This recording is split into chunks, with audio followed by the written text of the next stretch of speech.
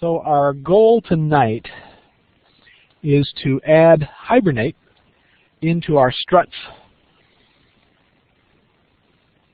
program, our project, our ClubDB struts version. And to do that, we're going to follow the Chapter 13 in the Shaw and Shaw Struts 2 for Beginners. So we're going to do it the way they recommend. And then we'll see if we can't get the Hibernate working for a bit of the good stuff in the application. Oh, that project book, yeah. I feel bad. I feel bad about having you buy the project book. Yeah, the actual Struts 2 for Beginners was much better. It wasn't great, but at least it had more usable information. Yeah, you would have to have worked through that whole project in detail, step by step, to get anything out of that other book. Okay, and that also brings up the question came up earlier before I started the recording about due dates and what is the ClubDB final, because I originally called the struts version preliminary. So let's see what I have in here. Remind myself. We're going to operate through the member purchases display. So updates for the current assignment. Rebuild under struts. Implement actions and revise JSP pages for the logon function, the member update function, and the purchases view. And use a struts iterator to build the purchases view screen. So that I'm going to go ahead and say is actually all we have to do here. And I am intending to lecture over that, and then you'll be able to submit it and do whatever you are able to do in the last 2.5 weeks on the final project, which is another struts but a different database. So that's now released. If we have time, probably won't have time tonight, but we'll take a quick look at it if we, or I'll do a quick recording on it. Okay. So, and as to the due date, we were just chatting. I would love to have projects 2 and 3 before the 17th, as the online attendance quiz today says. 10 p.m. on the December 17th is the last time I can accept anything that would guarantee to be graded by the due date for grades, which I think is 5 p.m. on the 19th. But if you can have, especially this one, the struts that we're going to finish by lecture, if you can throw that at me before, sometime by next week maybe. I know some of you are still working on the Henry books for extra credit and for some other things. So I'll leave that go, but I need to get those in as soon as you can so I can do some grading on them. All right. Well, our authors recommend that to implement Hibernate, we put a new class for the dispatcher. If you recall, the web XML file uses the default currently recommended struts filter, struts prepare and execute as the filter for actions, and then all mappings go to the struts framework. And what they are recommending is that we write our own utility which extends the struts prepare and execute and incorporates the Hibernate initialization features. So to do that, to follow their guidance, which did seem to work, we will create a new source package. So I'm going to right click and ask for a new Java package called utility. So the utility group.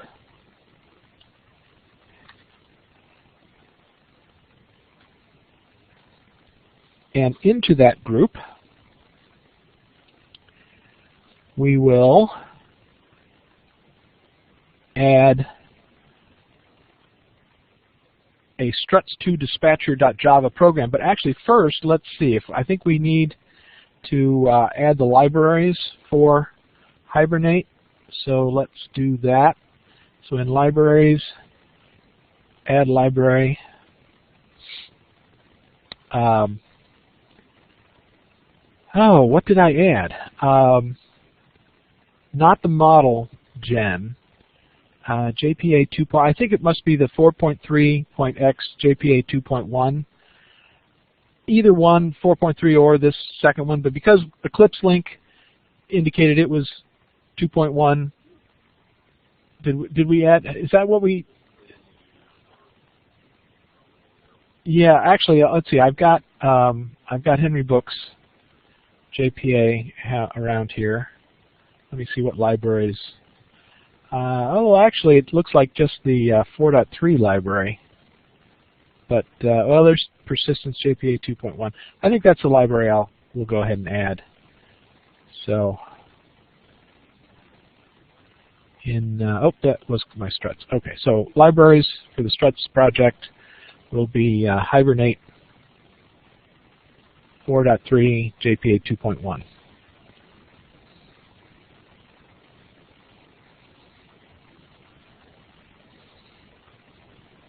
Yeah, so it is a slightly different set of libraries, but it should provide the same functionality. Okay. And for our utility package then, we're going to right-click and ask for a new Java class. And the Java class will be struts2 dispatcher. Struts2 dispatcher.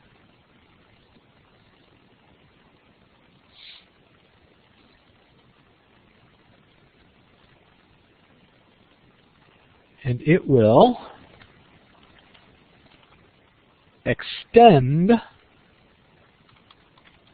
so it extends the struts prepare and execute filter.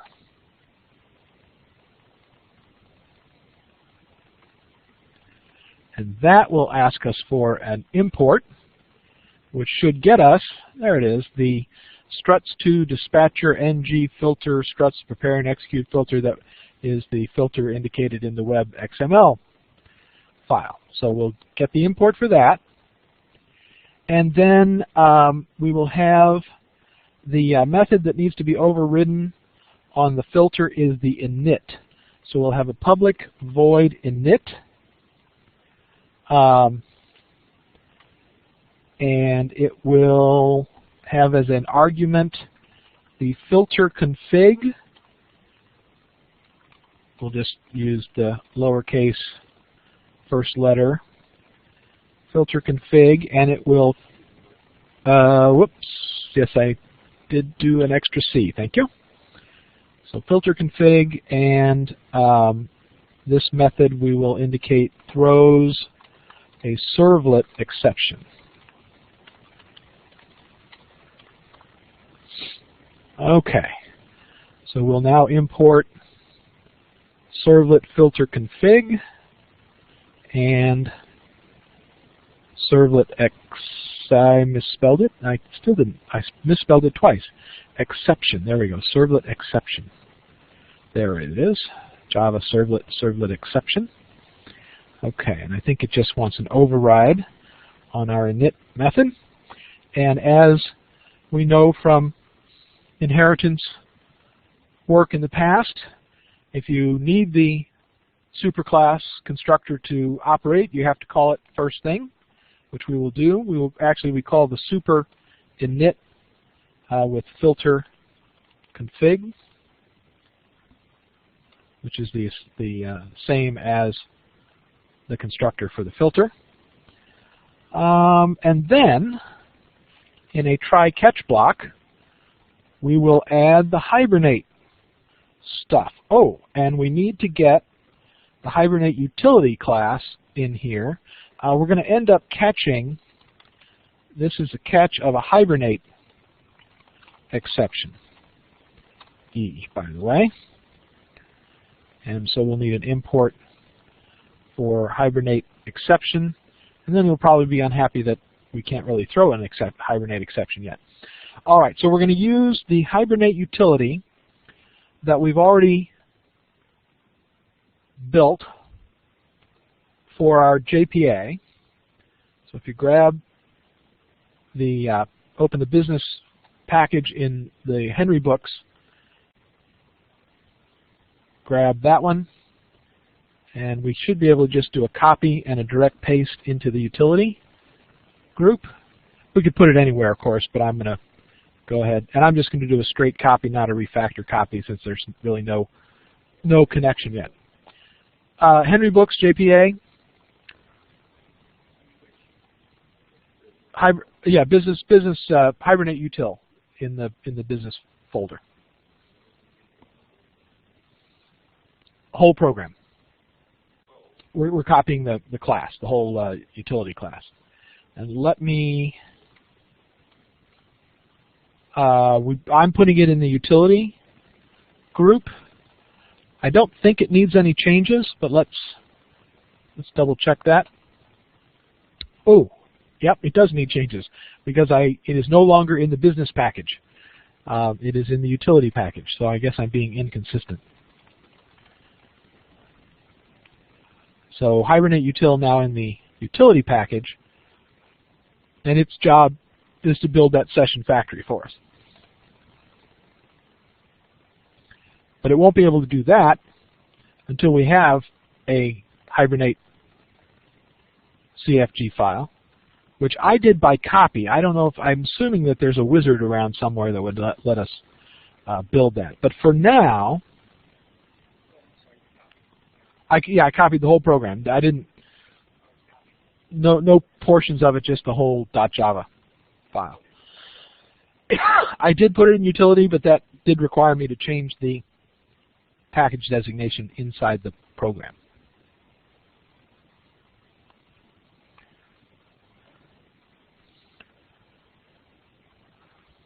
Is everybody okay on that score? All right, so back to the dispatcher. We will ask the new extended version of the dispatcher to initialize the session factory, basically make sure that we can create a hibernate session factory. So we will do a session factory and set it equal to the hibernate util dot get session factory, which isn't too tricky, but we do have an import coming for that. So hibernate session factory import will allow it to try that, and then we want to see if the session factory that we were able to call out of the hibernate, and basically that creates, instantiates that static value for us for the future. We want to see if what came back, session factory, the variable, is not null. Well, I'll check and see if it is null. So if it is null, we have a problem, and I will throw a new hibernate exception that says session factory is null.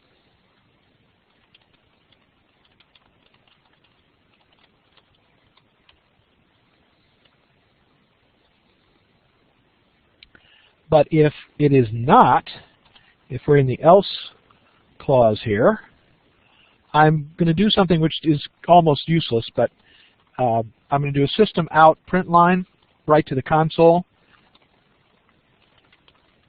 session factory is okay, just something, and we'll have to dig into the Tomcat log, the load log, to see if we actually get that message inside the console. But if we catch a hibernate exception, then, and this is, I think, the way our authors recommended, we're just going to throw a new servlet exception with the message that was inside the hibernate exception. And so that should provoke a crash in our application, and we hope some sort of message. All right. So we have the new dispatcher. We now need to make it the active filter. I'll wait a minute. Has everybody got the code in place there? You good? Yes, no? I'm not seeing a lot of positive or negative responses. We have one good, two good, okay. A few more. Mr. Finley is still working. What we'll do is go back to the web XML, and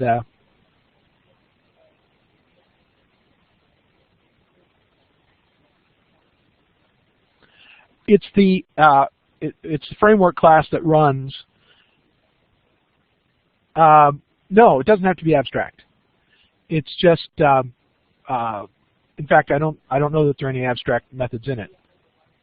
We are extending it, so we're doing a simple inheritance model on it. So we're saying, okay, give me everything that's in the dispatcher and in the filter.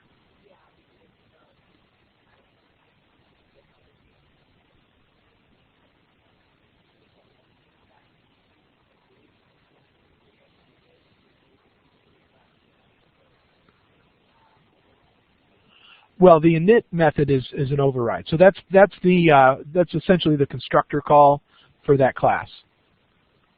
So we're writing it to do this little extra thing. So we call what had normally been running the init class the init method in the superclass, and then we add these goodies for hibernate. Yeah. But we have to tell it that we want our version of the prepare and execute filter to run instead of the standard version. So that is done in the web XML. So our filter class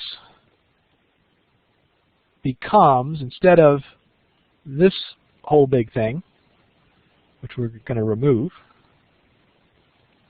our filter class becomes utility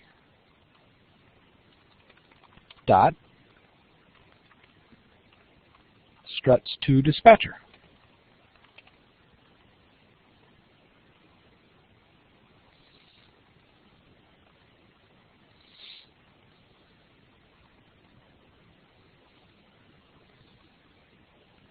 And I don't think there's going to be anything else we need to change in the web XML file.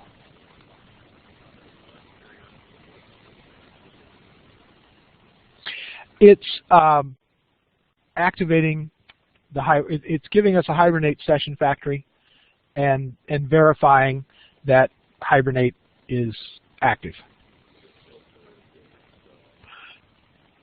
The filter is it's the normal setup operation that runs for the framework. So it's always running basically for the framework calls.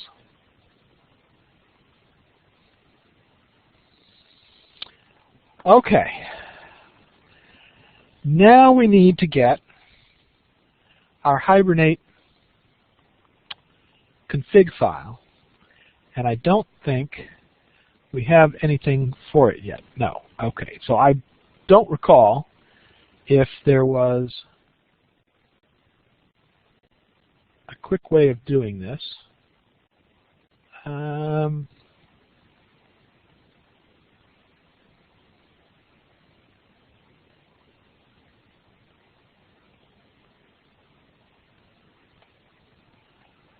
Well, it has Hibernate Configuration Wizard. Yeah, it didn't work right when I was playing around with it. So I think what I'll do, I mean, we could go through that process, but instead I think I'm going to cancel this and I'm just going to copy my Henry books again and we'll make adjustments. Okay. Yeah, so exactly. So go down to your Henry books JPA and just grab, I mean, maybe we should have done the config wizard to see how it worked. But anyway, we can just do a copy on the Hibernate CFG XML file in the default package, and then it'll go into our struts, ClubDB struts default package that already has a struts XML. That stays, and this is just an additional controller file. So paste that in, and then we'll get to make some changes because we're not working with Henry books, are we? So let's go to the source on our Hibernate, and MySQL dialect is still correct. JDBC driver is still correct, but of course the database URL is club 294. So club 294, and the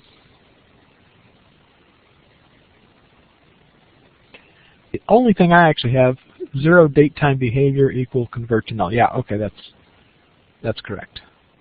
So we can leave that in. So we change the URL, and then of course username and password will be the same if you're working on our machines as it was for Henry books,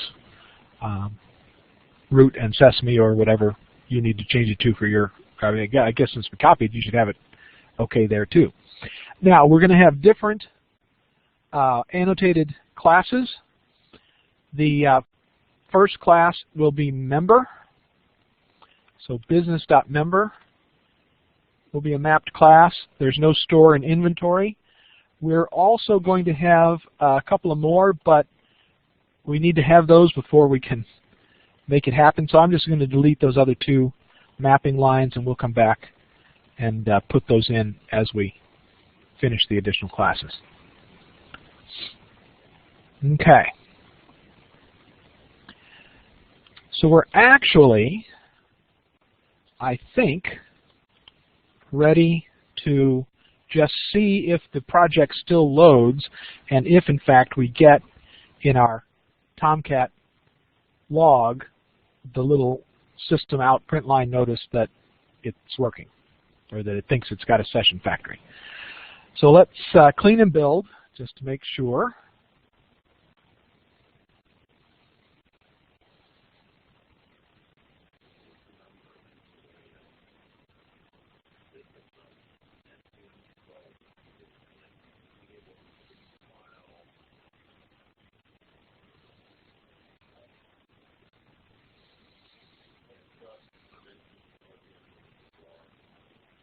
Oh, really? 2 things you may have to do. You may have to exit the system entirely and restart, and then do a clean and build the first thing. If you're getting it, if it's a jar file, I have gotten that. It's really annoying. I think that's the only thing I was able to do to clear it. No, it shouldn't. It shouldn't.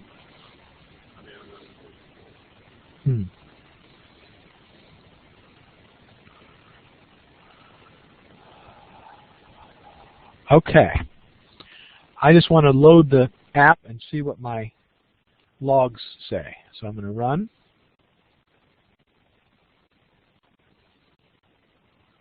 And I'm looking at the so the Tomcat main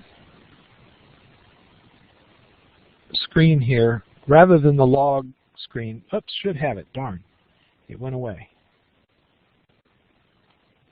Well, it did load. Oh, there we go. If you go back to output, under the Tomcat main label, we did get down to session factory is okay. So it was able to use our Hibernate settings and link to the database.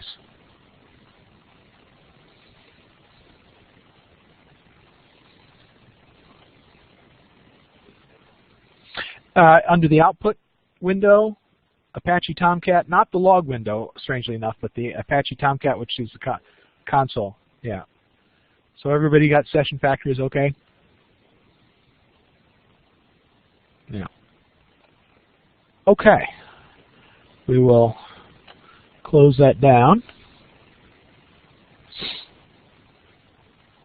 And we'll now see if we can get to,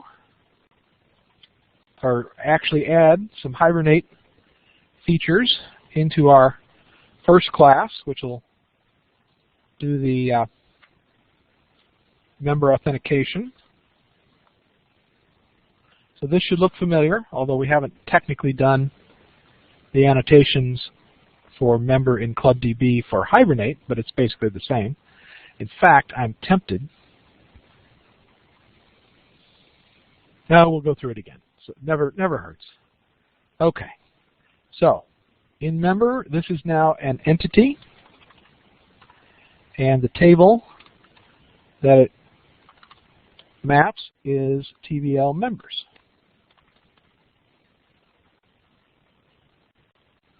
And we'll keep doing persistence. We'll use the Java persistence imports for all of these goodies.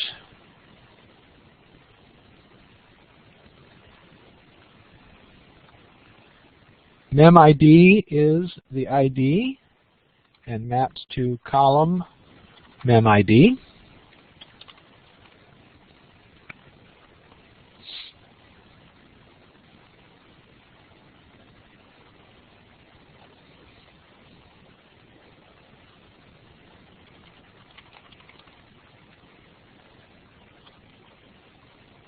Last name maps to column last name.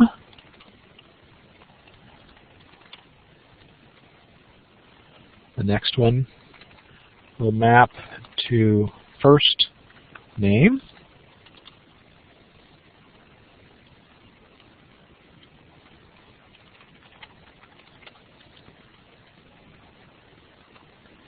Then we will have a private string for middle name, column mapping, middle name.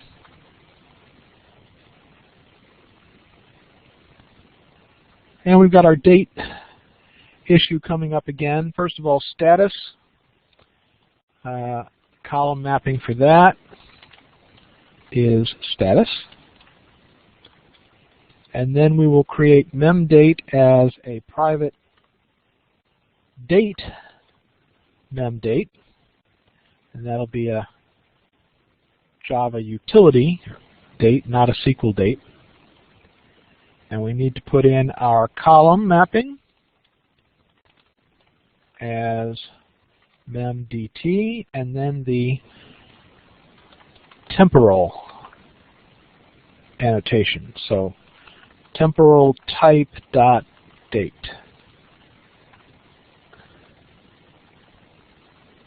So we'll import temporal, we'll import temporal type, and hope that it's happy after that. Still need password. So at column name is password. We need private long for password attempt as well, but that is, oh, excuse me, that's transient. String is transient. Okay, so I think we're good up to this point. We'll be modifying it a little bit later, but go ahead and put the transient mappings in, or annotations in, for password attempt and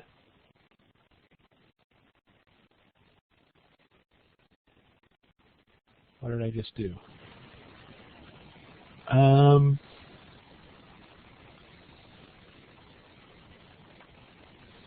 I think I did the wrong import.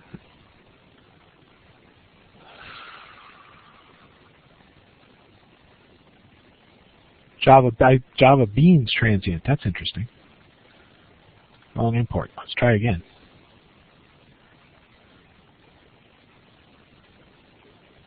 Java persistence transient. There we go.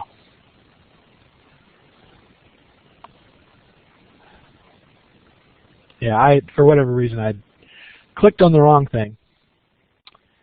So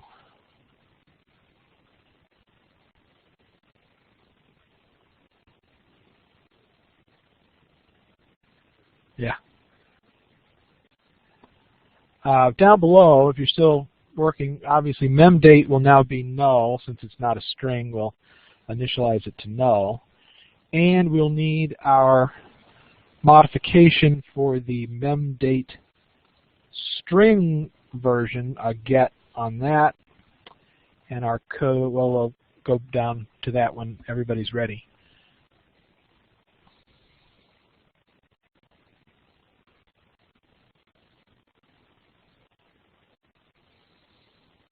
Give it a minute.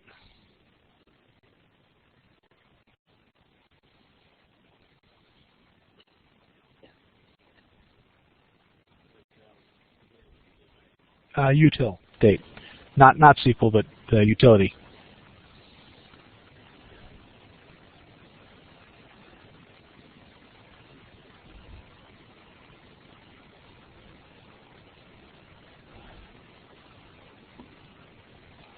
All right. So everybody what? Okay, another minute or two on the typing there.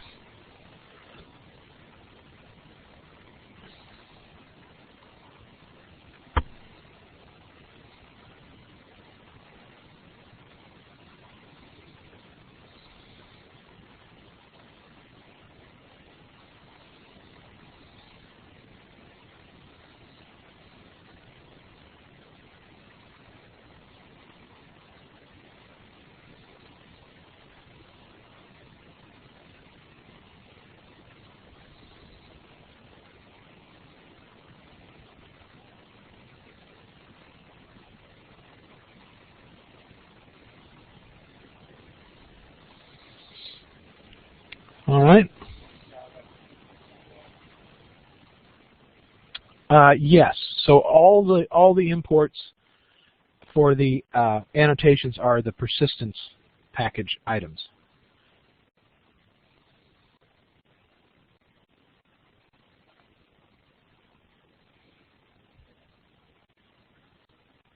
And then if you are ready for it, we'll go down to the get and set member dates. Oh, okay. Not quite ready yet.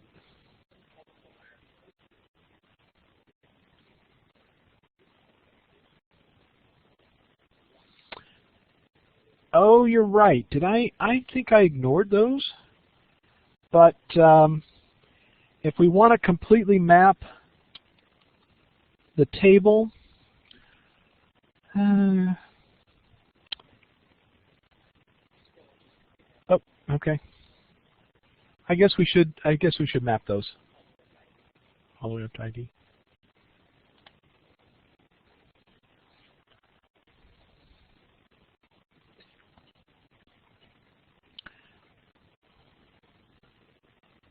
We'll go ahead and map the fields as it was pointed out to me, and I should probably bring up my command line client anyway. So if we use Club 294 and describe PBL members, we've got year-to-date total and year-to-date total date, which we're not using, but we should probably go ahead and have data values for that. So we're going to have at column name is year-to-date total, and we'll make that a private double YTD tote. Mr. Finley, are you okay? Are you? Okay.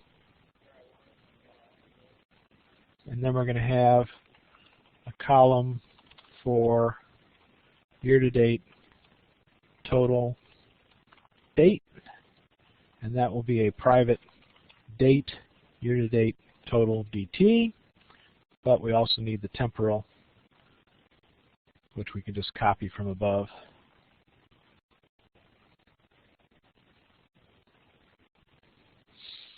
So that fills it out, and we don't even need gets and sets for those values. We're not showing them anywhere on the form, but they will be carried back and forth as far as the hibernate persistence goes. So that if there were values there, that would be the appropriate action. Not for these.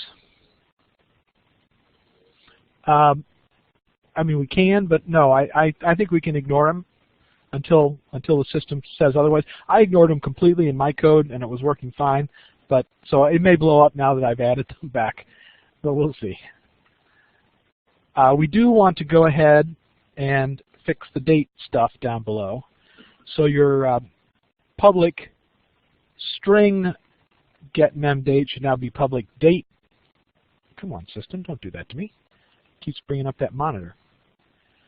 And set date takes a date for memdate, and then I'm right below that. I'm going to add public string get memdts,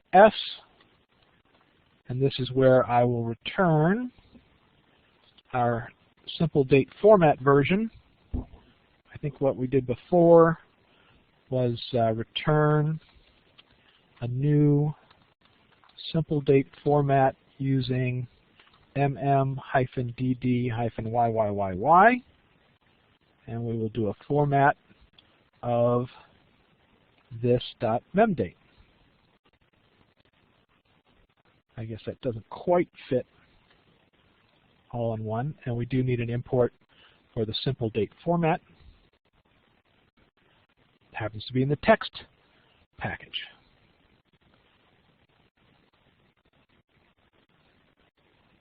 All right, so we'll have to modify the get as far as our screen is concerned for the string.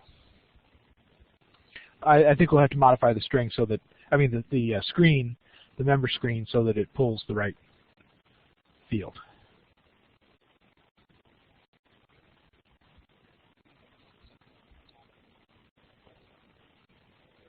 Okay, back at the top, in there.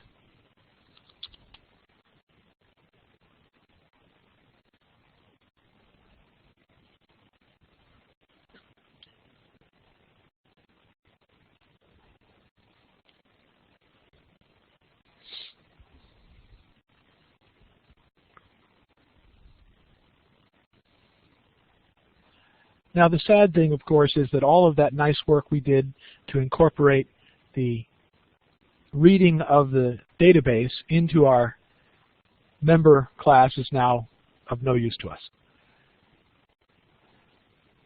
Are we ready to move on? Okay.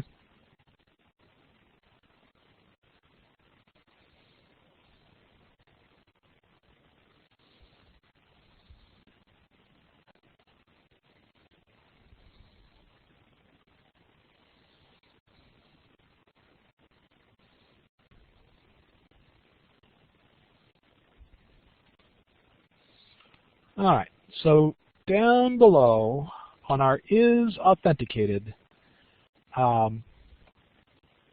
we have this get DB data. I'm not going to delete out my lovely little method there, but it's not really necessary. So we're going to go back to, I'm just going to comment out the if DB data, because now as an annotated class, Hibernate will get the data, and we just need to make sure that a password that we have is greater than 0, and then we can check it against the password authenticated, or password attempt for authentication.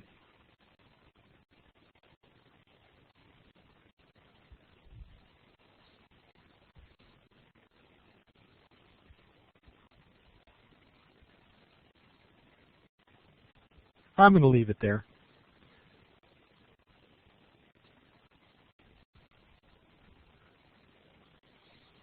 Have an error below?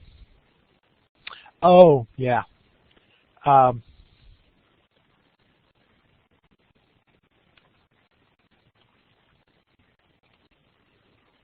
Good point. Mem date is now a date, so we have to do a get date on our result set, even though we're not doing that. But just in case, you know, don't delete any code. Comment it out. Okay. Next step. We need our member DB operator, or class, to be able to get Hibernate to do its thing. Actually, I'm going to do a clean and build while I'm here to make sure that all my red goes away to this point.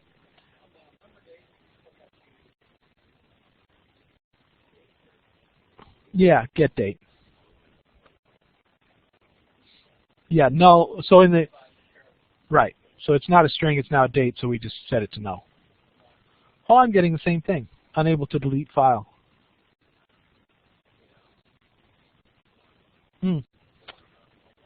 Yeah. Did it work to shut down and yeah. I guess I'll do the same. Make sure it's saved, exit, bring it back. Oh, my Tomcat's not telling me. Oh, that's interesting. Oh, there it goes. Okay.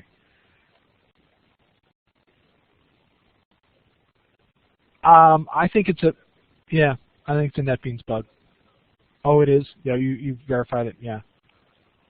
Oh, now my Tomcat's not stopping either. Huh. All right, cancel that.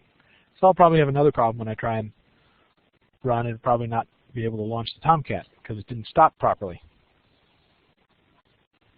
We'll see. All right. ClubDB. I have two ClubDB struts. Oh, I certainly do. Oh. Okay. That was when I was helping a student, so I want to close that out. That would have been unfortunate if I'd been doing it in the wrong project. All right, so now I'll try clean and build again.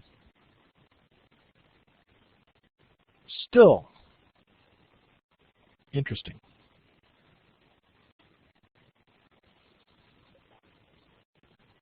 Yeah, might have to reboot the entire machine. Unless, let's see, can you go into build directly and delete those?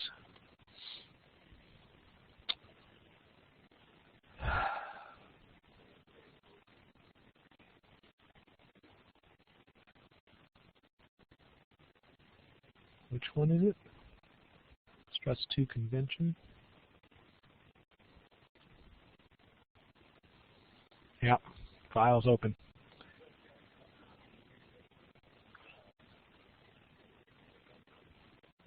No. Yeah, in terms of the member class, I did not.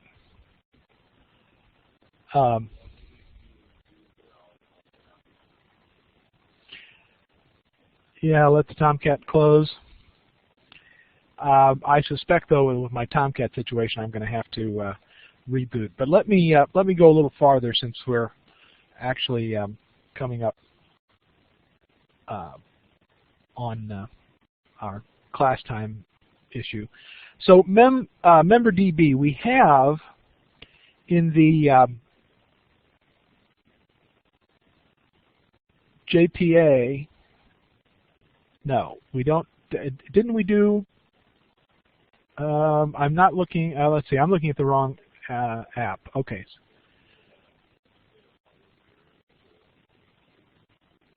Yeah, yeah. Well, I wanted.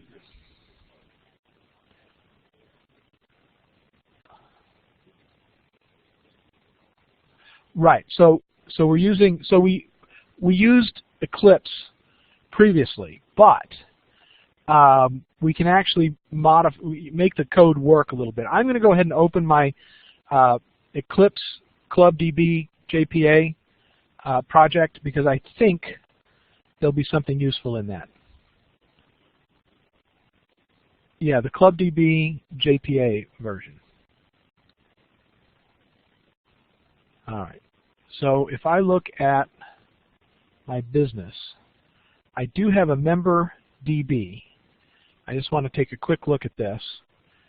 What will be different is the fact that we're using a session and a session factory for Hibernate. But the rest of it, including the from, well, there'll be some differences. I guess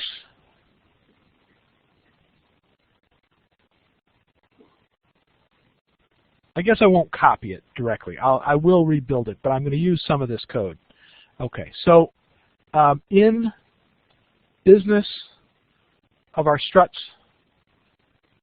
project, I realize this is getting too confusing because I'm using the same database over and over. So in our struts in business, we're going to right-click and ask for a new Java class to be member DB.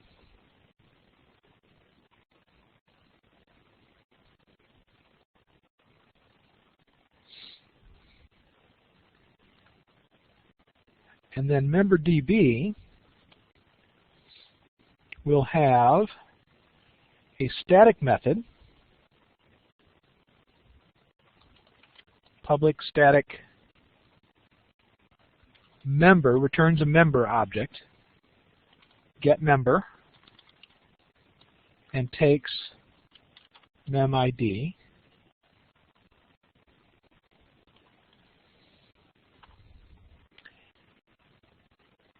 And we need the session factory. So session factory equals Hibernate util dot get session factory. Once you do that, you need an import.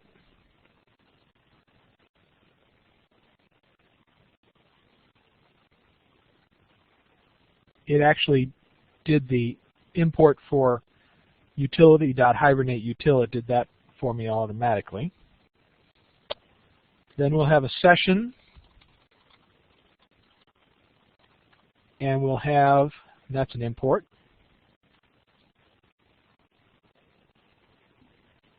And then we'll have member M, which starts as null, and everything else will go in a try catch structure. Actually, I think this is where I'm going to start copying. So I'm going to go back to my JPA ClubDB, go to the member DB,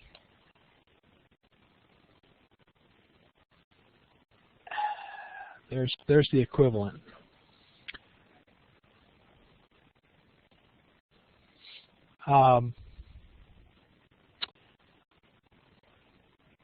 Well, I guess that's not really going to help me a whole lot. Since some of it will, we can sort of. No, I'll just copy the QS string. That's all I'm going to copy. All right, so I'm changing my mind, and I'm not going to copy a lot of that. We'll just rebuild it. So inside the try catch, the query string is okay.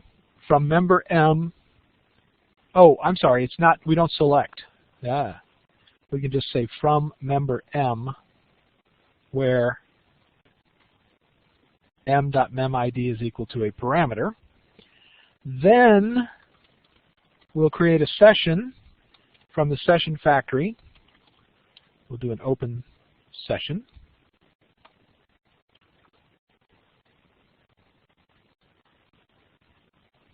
And we'll create a query, Q, which is the session create query using QS.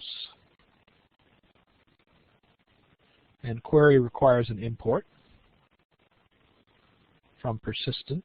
Or did I use? No, I used the Hibernate here, the Hibernate query import. All right. Then we'll set our parameter. So Q, set parameter to memID as, whoops, that should be the name is memID, and the object is memID.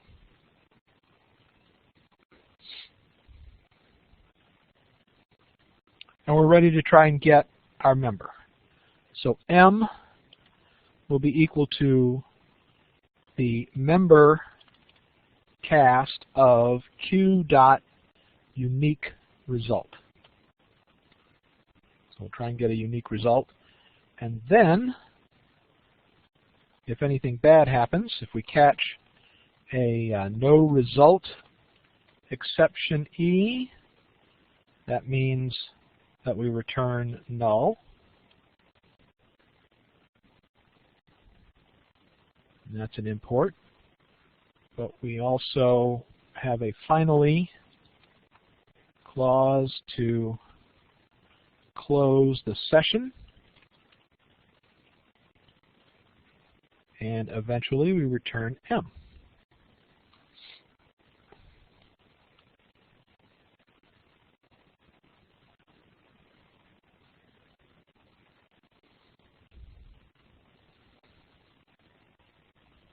Okay.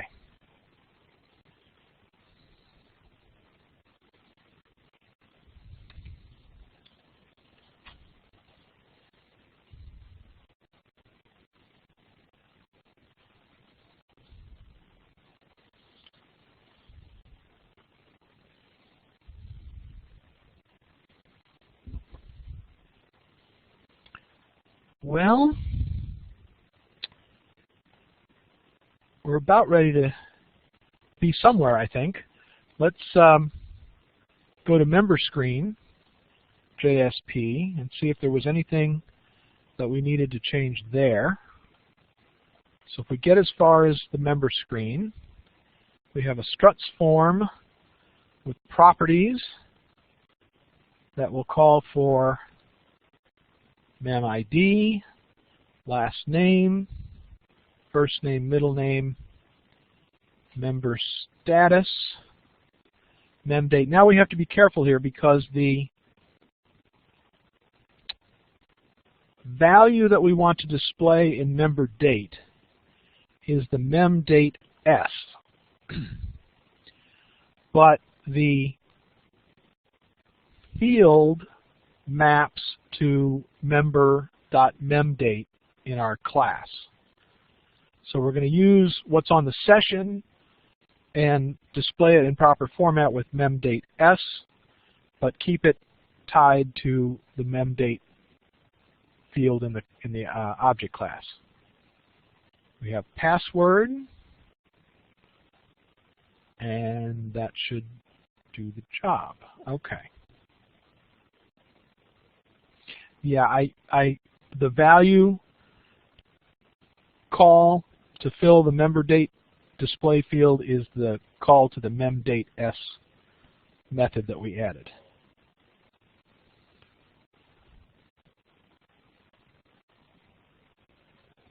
Well, let's now take a look at the logon action.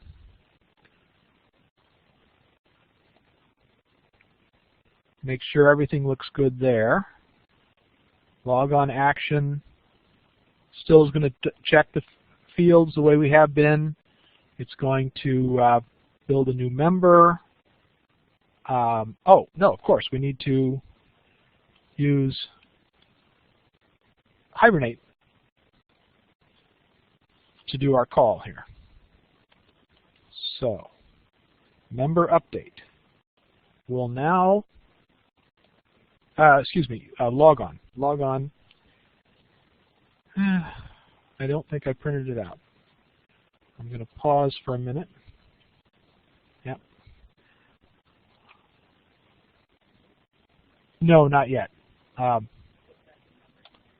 Okay. Well, no, I can't actually. Sorry, hold on. I need to grab a printout that I don't have.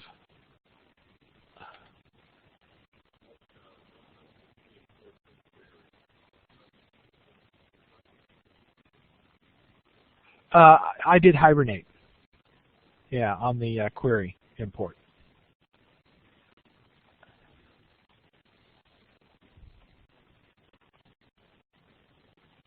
Actually, well, I want to make sure I follow my own results here. So hold on just a second.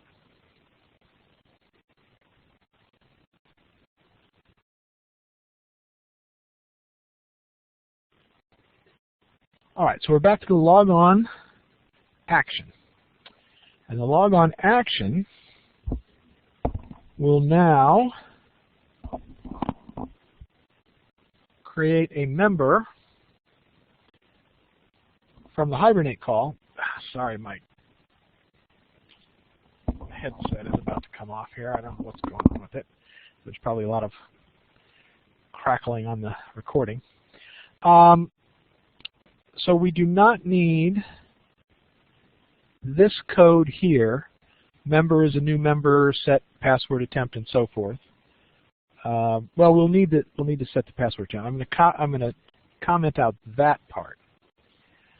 And our call is that our member. Remember, in the logon, we've only got the individual form elements that come in under user ID and p attempt. So we need to declare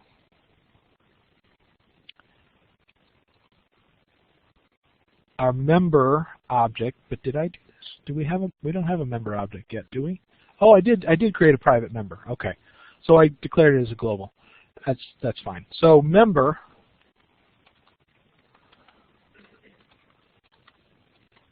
will be equal to the member DB get member using user ID.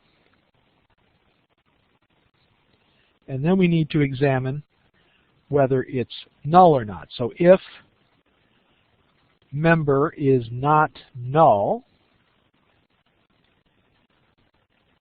then we're going to set the password.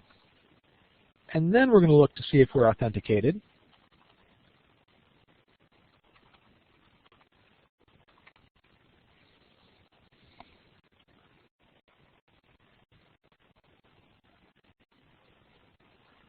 Otherwise,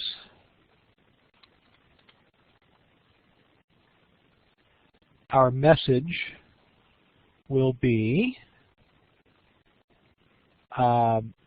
actually we're going to, oh, we're not going to do a return val here. We're going to return, oh, our val is success and input, okay. So in this case, our message is Hibernate returned null member.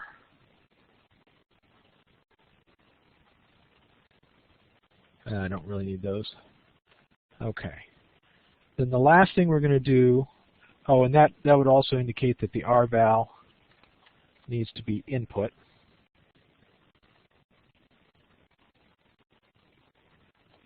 And therefore,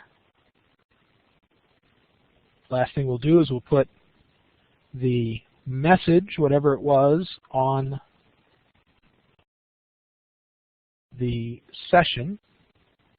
Oh, I guess I should also here, if we have a non-empty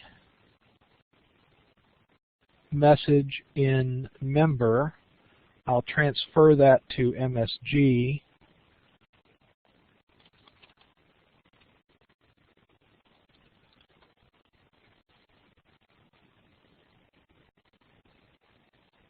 Otherwise, we have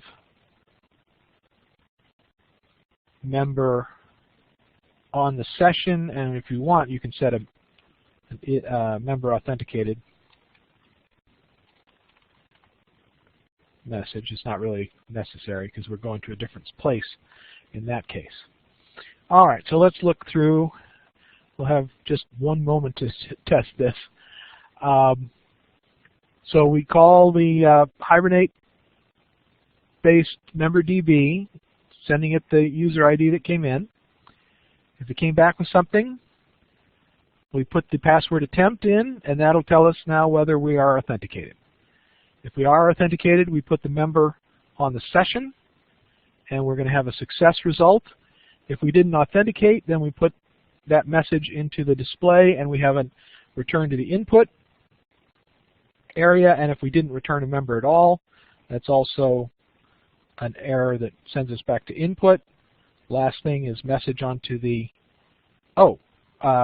message onto the request.put should just be message. We've transferred everything to message now. So we're going to put MSG, having gone through all these steps, on the request object and then do the return val.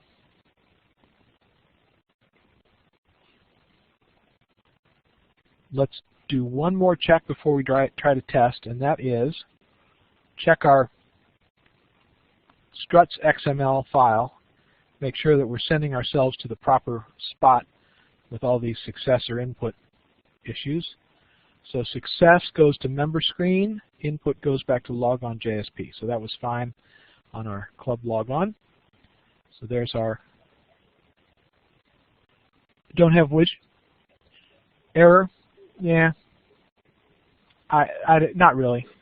I'm not going to worry about error. I've kind of, in the interest of time, trimmed out a few things. I'm not being as robust in the code as I could be. I just want it functional. I'll call it a day. Okay, so I'm going to try running this, although I think my system is going to have to be fixed here.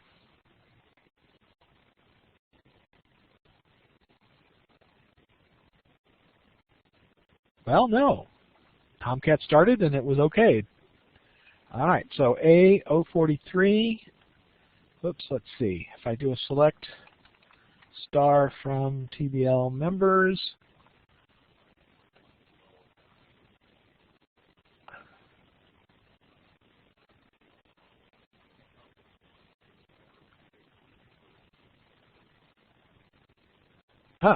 okay.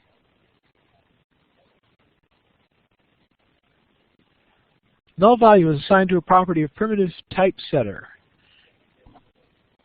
Member year-to-date total.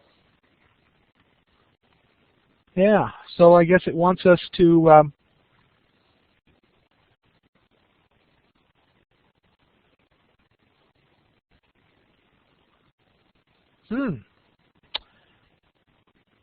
So it's interesting. That is not letting us handle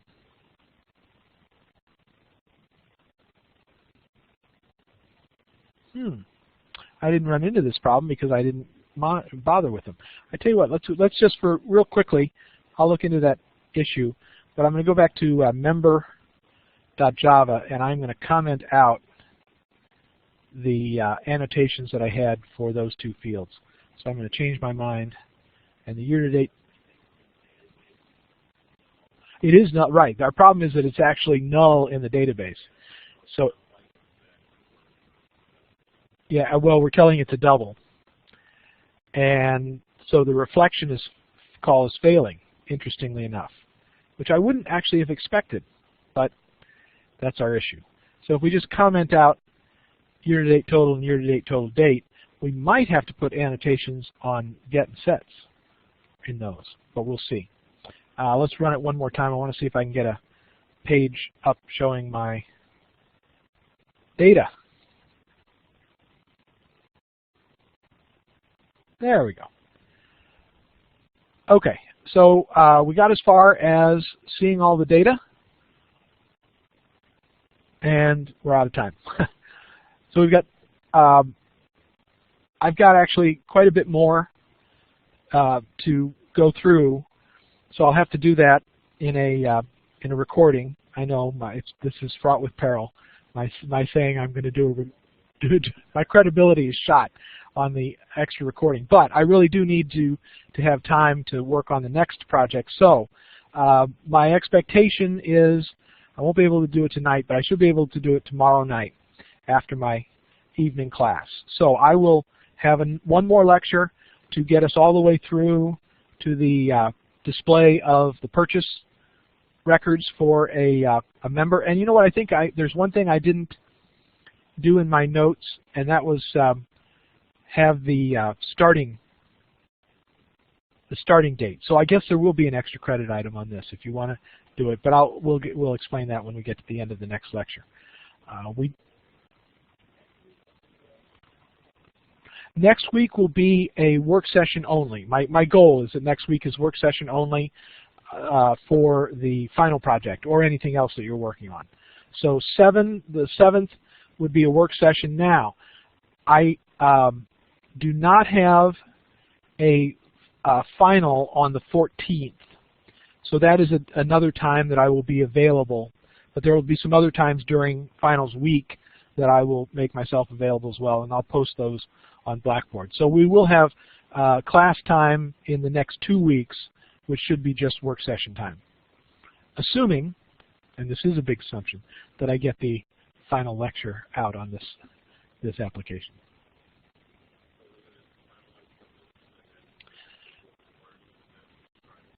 Right. So the goal is that there are no lectures on the Field Pass. I'll talk about it. At the end of the lecture I do to finish this one up, I'll bring up Field Pass and we'll look at what's involved. But right, the goal is that you've done one Struts project, so now you know everything you need to know, and you can just start Field Pass and do as much as you can. As I said, we're all learning and fumbling around here. Me mostly, most of all. So I won't be too strict, but yeah, that's going to be primarily on your own unless you have specific questions during the work sessions.